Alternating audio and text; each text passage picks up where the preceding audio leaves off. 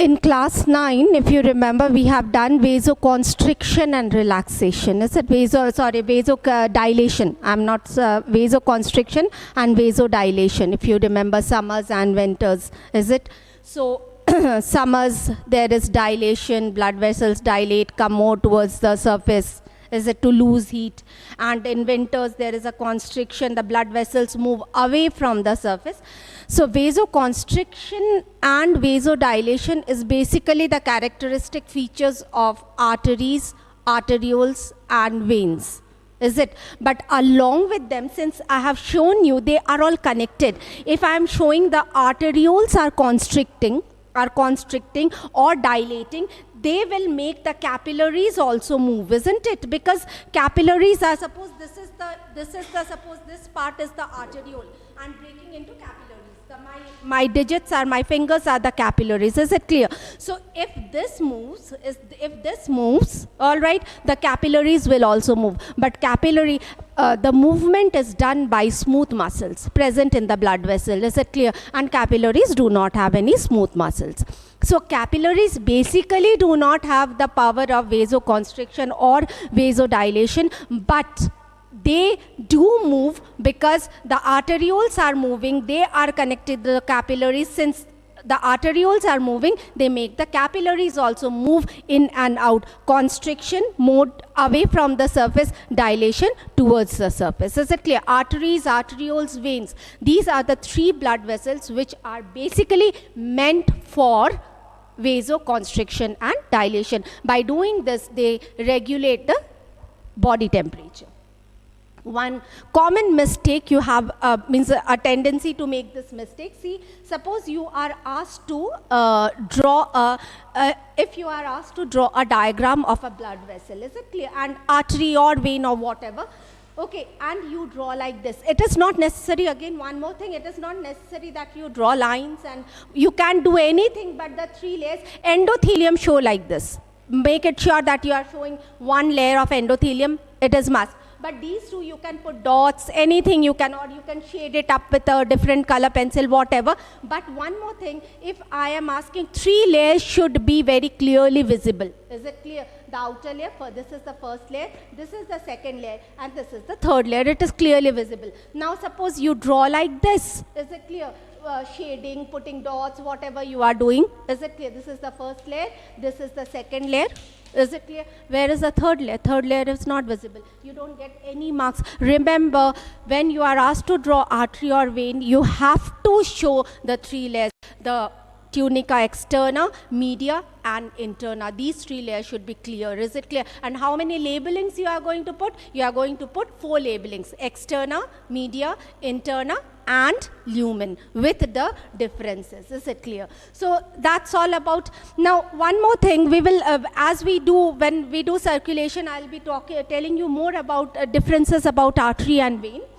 Here in arteries, when they are present more towards the heart. Is it? So what happens? The blood in arteries flows in spurts, like how the ventricle heart contracts. Is it? How when the blood contracts, blood is pushed through the arteries. Again, when the heart relaxes, is it clear? The flow is less. So what happens? In spurts means like it goes like this. Is it clear? The wall of artery is very elastic, very elastic. So whenever there is a pressure, it is expanding and again coming back to its original form. Arteries in this. So we call it in spurts. And the lumen is very narrow. The lumen is very narrow, so the blood is not flowing smoothly, uniformly. Whereas in veins, the lumen is large. You can see the lumen is large, isn't it, in veins? So the blood in the vein, and they are located much away from the heart, means arteries dividing to form arterioles, dividing to form capillaries, reuniting to form venules, so they are much away from the heart. Is it clear? So, and they have a large lumen. You can see a large lumen. So what happens? Blood flows very uniformly. Is it clear? In veins, there is one more difference in artery and vein. When arteries are empty, they do not collapse. But veins, when they are empty, they have a tendency to collapse. Is it clear? Okay. So, and there are throughout the veins, this is one characteristic feature of vein, veins have valves, whereas arteries do not have any valve. Veins throughout, like at certain distances, veins have valves. We will discuss about the reason for that later on when we do circulation. So what are the basic differences we have done?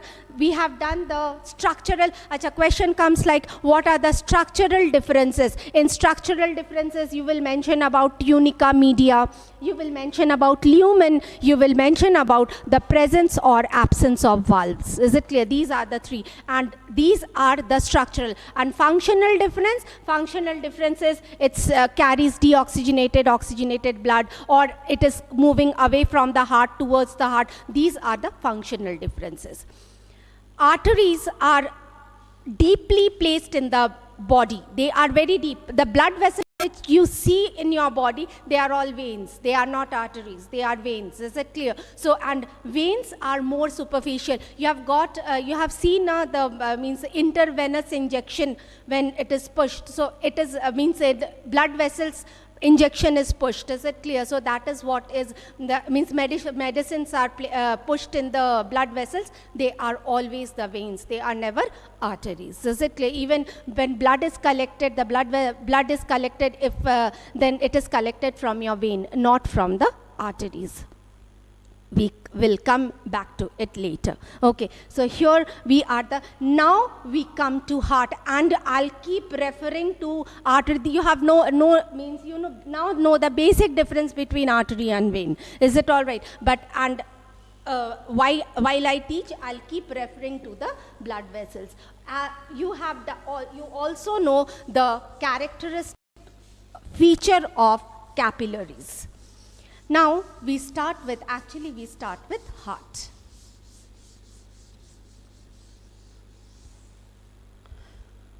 So first let us do with what is the location of our heart. Heart is located in the thoracic cavity. You know what is thoracic cavity? Just above the diaphragm, the cavity just above the diaphragm, and here are located a pair of lungs. You know, we have done it. All right, okay, so just above the thoracic cavity, between, means it is present in the thoracic cavity between the two lungs. All right, okay, and just above the diaphragm. Why am I saying this? Because these are the two lungs, okay, and if I say it is present between lungs, it can be here or here or here, anywhere. Is it clear? Just above the diaphragm, here it is present like this. Is it clear? So it has to be very clear. You just cannot write they are present between the two lungs. Lungs, you know, which part of the lungs you don't know. So thoracic cavity, just above the diaphragm between two lungs. We have a feeling that our heart is present towards the left side, is it? But it is not. It is more or less centrally placed, but slightly tilted towards our left, is it? So when you see heart, it is more or less a triangular structure, okay? So this is the broader part and this is the narrower part of heart. Is it base? And so what happens? This part is the narrower part beat, stronger. This part, why? While we do the diagram, we can see this part beats faster, stronger. This means contracts stronger. Is it clear? And this part is towards the left side. That is why we feel it is also contracting. Is it clear? But since this is tilted towards the left side, we feel the heartbeat more towards our left side. But it is actually centrally placed. How big it is? It is more or less the size of your tightly closed fist. Now we come back to heart. So before we do with heart, there is the heart is covered with, suppose, and just now please do not expect that I'll draw that typical diagrammatically. I'll explain, and after doing this I'll give you the kind of diagrams you get in your exams. Is it all right? So here it is. Now it is covered with, the heart is covered with two layers, a membrane which is made up of two layers, a membrane which is made up of two layers. Is it clear? And this membrane is known as pericardium. These membrane, it has two layers of membranes. Outer is connective tissue, inner is serous. Serous is like that keeps giving out, like it keeps giving out watery secretion so that it remains moist. Is it clear? And in between the pericardial membranes is present a fluid we call as pericardial fluid. Is it so? Reduces friction while the heart is beating, because next to heart is the lungs, so protects. What is the function of pericardium? Protects the heart. Is it clear? And this is a tough membrane. At the same time, it doesn't allow excess expansion of heart. Is it clear? Or else the heart muscles may rupture. Okay, so here this is more, it's a tough layer made up of connective tissue, the outer layer, and the inner layer is a thin membrane, more elastic. Is it clear? And produces a watery secretion. So now we come back to the heart. Is it all right? The inner part of the heart we see the inner part of the heart. Now, as I said that heart is a triangular structure, is it clear? Okay, here I'm going absolutely diagrammatic. Okay, so if you cut the heart longitudinally, what do you see? You will find that it has a wall. Is it all right? Made up of cardiac muscles.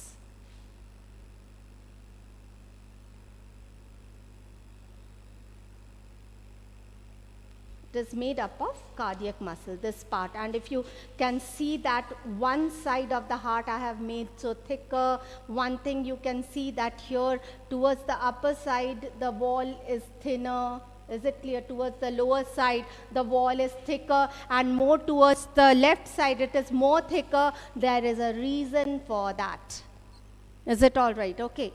Now the heart is divided into 4 chambers, and we will see how are they divided. Is it clear? So here the first we do left and right. Is it? This is the left, okay, and this forms the right. Okay, so we go as, this is called the septum. Septum means a wall which is dividing the heart into. Now this is the right side. Remember, this is the right side. We have done in class 9 also. And this is the left side. Why it is right side? We always consider that when we are seeing the or drawing the diagram, or we are viewing an organ, we always consider we are viewing the organ of a person who is facing us. So his left side will be my right side. Is it clear? So this is the right and this is the left side. Okay. It is separated by septum. All right, I will be naming the septum later on. Septum, practically the meaning of septum is wall. Now the heart is divided into 2 parts, left and right. The left part again is divided into 2 parts. Sorry, the right part again is divided into 2 parts. Is it clear? Okay, by valves. Okay, I have drawn 2 here, but actually 3 are there. It's not possible to show. I'll just name them. All right. And this side also is divided by the in between the upper and the lower chamber, means right side, is divided into 2 parts by a valve. Okay. Here are actually, they are cusp-like. Is it clear? And that is why they are called cuspid valves. Is it clear? Cuspid valves. This is also cuspid valve and this is also cuspid valve.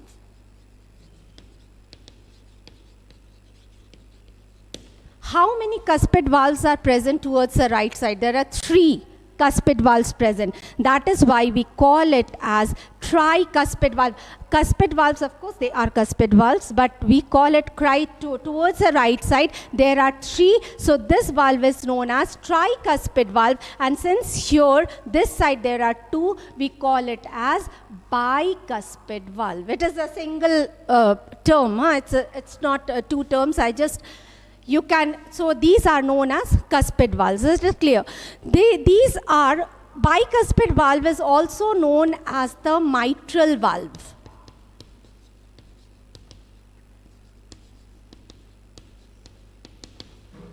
Okay, so now we see that the heart has 4 chambers, 4 rooms. Is it clear? Now 1, 2, 3, 4. Now upper chambers, there are two chambers towards the upper side, two chambers towards the lower side. The upper chambers are known as the auricles. Single auricle. Okay, singular auricle. So how do we name it? We call it right auricle and we call it left auricle. There is one more term for this. Auricles are also known as atrium. So we can, at the same time, we can call it right atrium or left atrium. What is the plural of atrium? Like the plural of auricle is auricles. The plural of atrium is atria. So the upper chambers are auricles or atria. What are the lower chambers known as? The lower chambers are known as the ventricles. Is it clear? So how do we name them? We name them as right ventricle and left ventricle.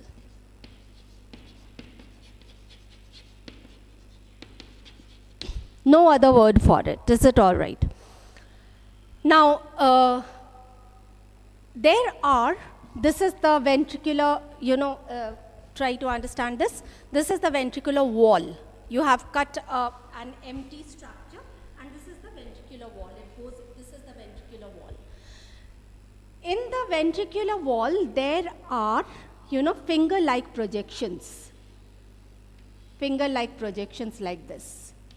Ventricular wall. There are finger-like projections. Is it clear? And these finger-like projections are known as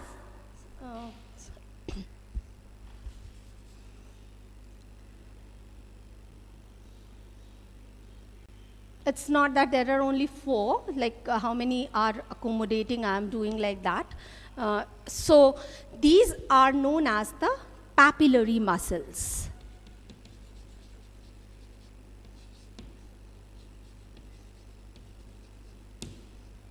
Is it? So here are the papillary muscles. They are only present in the ventricular wall, not in the auricular wall. Is it? So these are the papillary muscles, and from the papillary muscles arise string-like structure attached to the cuspid valves. Attached to the cuspid valves. Here it goes like this: bicuspid or tricuspid valve. String-like holding. Is it clear? The bicuspid, or please do not think that there are 4 on the right side and 2 on the right. It's not like that. I do not have space to draw. That is why I'm drawing like this. Don't go to the number. Number only matters in the valves, not in the papillary muscles. Okay? And these string-like structures are known as the chordae tendineae. These string-like structures are known as chordae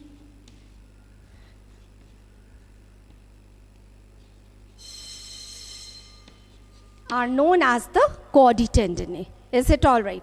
So what chordae tendineae are string-like structure which are attaching the papillary muscles to the cuspid valves. Is it clear? Okay. Achha, cuspid valves are dividing which 2 chambers? The auricles and ventricles. Is it clear? So cuspid valves, you use the term cuspid valves only, but anywhere you read this term, actually it is cuspid valve. We also call it as atrioventricular valve. Atrioventricular valve. That means the valve is present between auricle and ventricle. So how do you call this? Right atrioventricular valve, that is left atrioventricular valve. Now we come back to septum once more. The last part of the internal part of the heart, what we are doing, we come back to septum once more. Is it clear? So this septum is dividing. If you see this septum, this particular septum is dividing the right auricle and left auricle. Is it clear? That is why we call this as auricular septum. I will be using auricular septum. And this particular septum is dividing, this particular septum is, they are separate. Is it clear? When we do pacemaker, we will see, and this septum is known as ventricular septum. So just a revision, heart has 4 chambers: the right auricle, the right ventricle, the left auricle, and the left ventricle. Is it clear? The right auricle and the right ventricle are divided by tricuspid, separated by tricuspid valves. Valves are like doors and they open towards one side only. Is it? They are not, same in veins also, they open towards one side only, the other side they do not open. Is it clear? And here this is the left auricle and left ventricle are separated by bicuspid valves, or we call as mitral valve. Is it? Now in the ventricular wall, on the ventricular wall, there are finger-like projections present. They are known as the papillary muscles. Is it clear? And from the papillary muscles, there are string-like structures present which are getting connected to the cuspid valves. Is it clear? Atrioventricular valves, and these are known as the chordae tendineae. So that's all about it. No homework today. In the next class, I'll complete the structure of heart, and then I'll give you some assignment. Thank you, children.